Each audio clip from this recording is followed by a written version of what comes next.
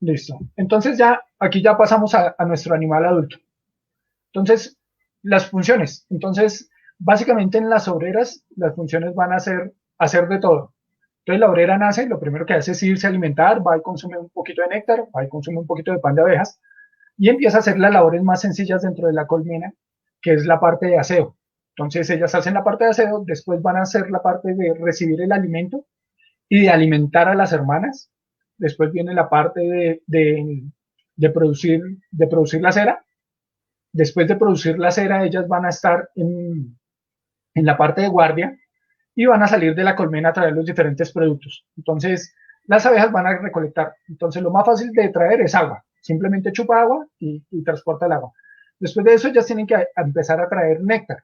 El néctar, por eso ya viene toda la parte del desarrollo de la parte olfativa. Ellas empiezan a traer néctar y ese néctar tiene unas concentraciones diferentes de azúcar. Acuérdense que una de las características que tiene nuestra abeja es que tiene un olfato muy desarrollado. Entonces, ese olfato más desarrollado le permite buscar unas fuentes de alimento que sean más ricas en energía, porque a la larga lo que ellas van a buscar en el néctar es unas grandes concentraciones de azúcar para poderlas traer a nuestra colmena. Entonces, para los que estaban viendo la parte de polinización, en este caso es muy importante determinar qué concentraciones de azúcar le está ofreciendo mi cultivo a mi abeja. Entonces, están los dos estados, ¿no? Entonces, yo tengo una gran cantidad de cultivo, tengo unas grandes extensiones de tierra y mis abejas las pongo en la mitad del cultivo y pues mis abejas van a salir a traer todo lo que tengan alrededor.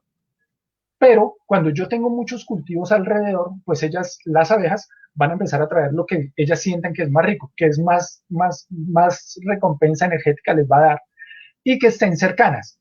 Por eso es que uno lleva las colmenas, por eso uno hace transhumancia, uno lleva las colmenas cerca a los cultivos, cerca a los sitios en los cuales van a estar produciendo néctar. Después de la producción de néctar, entonces ellas van a empezar a recolectar el polen.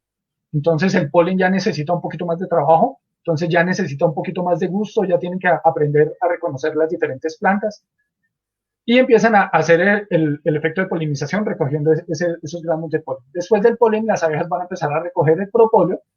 El propóleo, pues ya sabemos, son las resinas que cuando la abeja va y muerde los meristemos apicales, entonces le hace una herida a la planta empieza a protegerse, es una herida que ella tiene, entonces en las zonas que tengan una mayor temperatura y mayor humedad, la planta va a producir mucha mayor cantidad de resinas y pues las abejas van a recolectar esas resinas.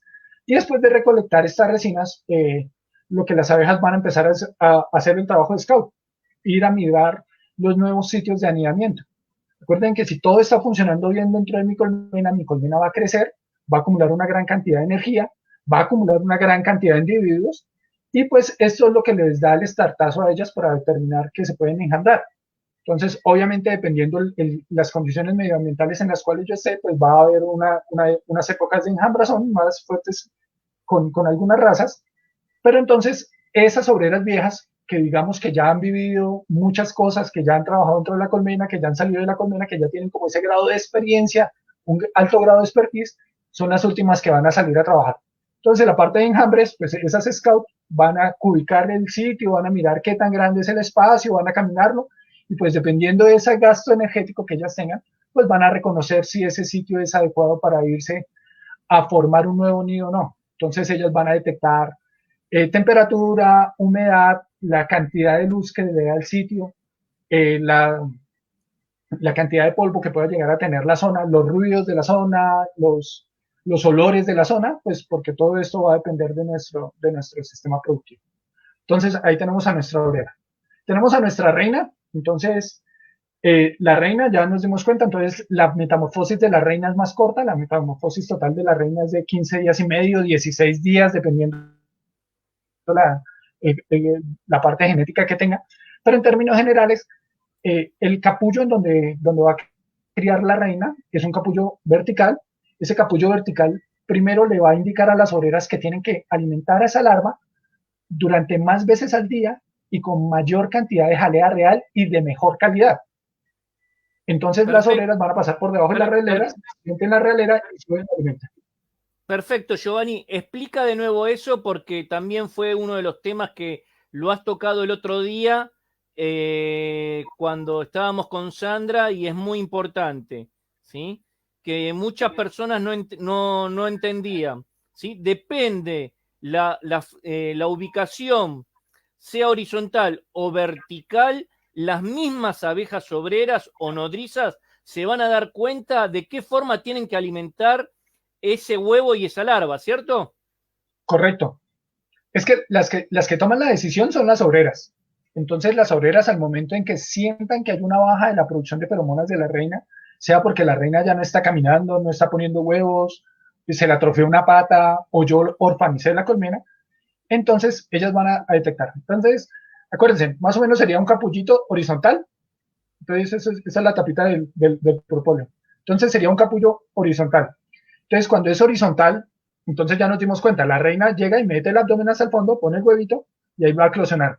Cuando las obreras van pasando, van revisando qué es lo que hay en cada huevito, entonces se dan cuenta que esta es una obrera. ¿Por qué? Porque está así, horizontal. Cuando tenemos un capullo vertical, que es la cría de reinas artificial que nosotros hacemos, entonces ellas pasan por debajo y tienen que empezar a mirar qué es lo que hay ahí arriba. Acuérdense que la alimentación va a depender del tamaño de mi obrera, de la larva que yo tengo allá adentro. Entonces, cuando normalmente ellas se quedan sin reina, que arman las realeras de emergencia, entonces ellas lo que tienen que hacer es sacar esa larva que está aquí en el fondo, sacarla. ¿Para qué? Para poderla poner en posición vertical. Entonces, por eso es que muchas veces Agarran nosotros vemos, agarran y estiran un poquito más la cera estiran la cera. para que agarre. Espectacular, porque justo por Twitter me estaban preguntando eso.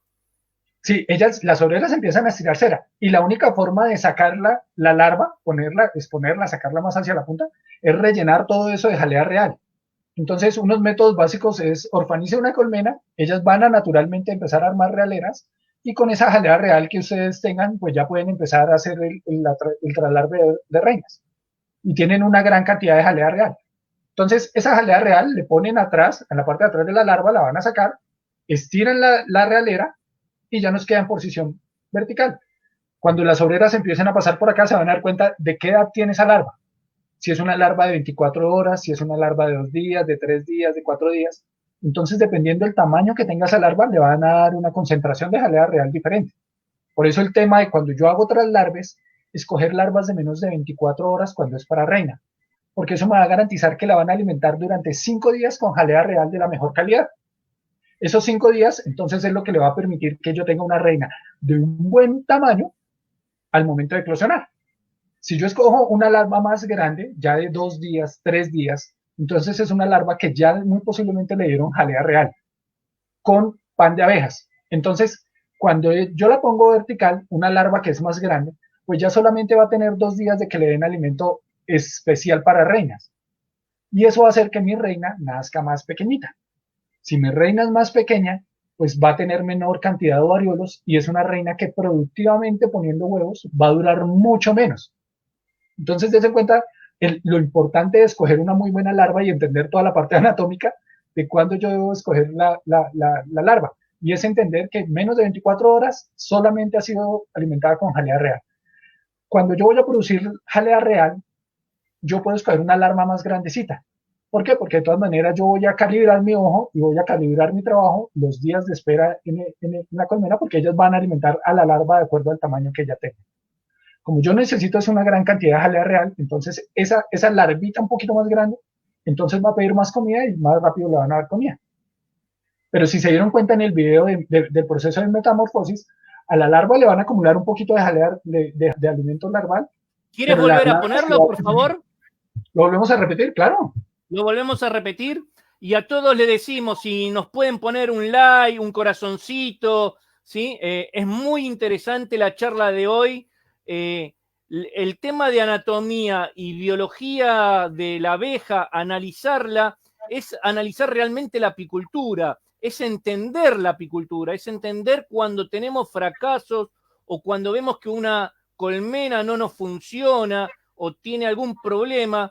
Si empezamos a ver todas las conferencias que tuvimos en estos días y le agregamos esta conferencia que tiene que ver con anatomía y la próxima que tiene que ver con todo lo que es la parte interior de la abeja, con eso vamos a entender el famoso, cuando yo doy conferencia, las 10 hojas de la apicultura, que son los 10 cuadros que tiene uno que es en la colmena. Así que si lo puedes poner de nuevo, Giovanni, yo lo pongo a pleno y lo vas explicando, por favor. Y a todos que puedan ponerle like y repliquen esta conferencia hoy porque es muy interesante.